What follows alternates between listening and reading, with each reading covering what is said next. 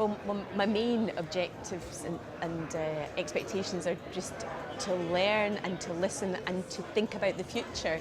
The issue about machine to machine and mobility with that, and what that potentially has from the car that you drive to the house that you live in, and that could be happening in the next 5, 10, 20 years.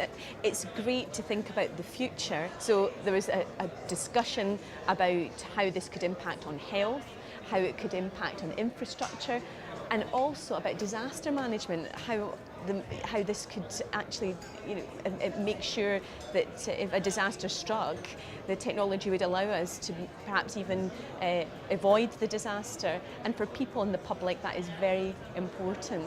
So it's a balance between making sure that we harness the technology for the citizen, but also ensure that their privacy is protected and there's trust, and that would be also through cybersecurity issues too.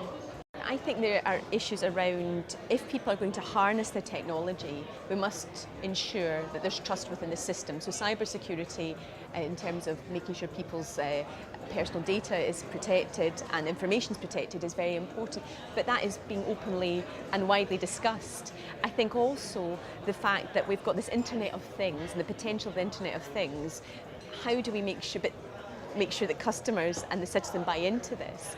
And we were just listening to someone speak at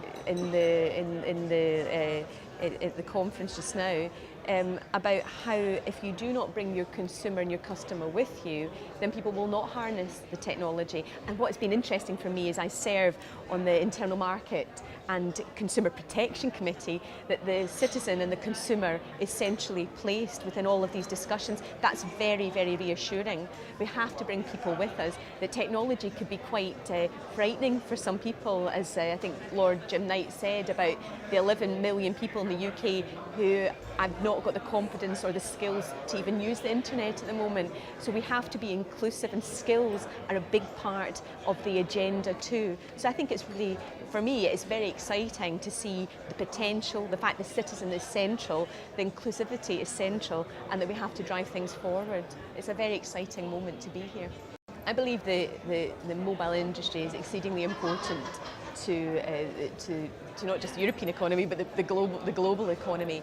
And I think that when you look at the fact that 20 years ago, only 100 million people were connected with devices, the revolution of the smartphone has now meant that 7 billion people in 20 years are connected to mobile devices. And now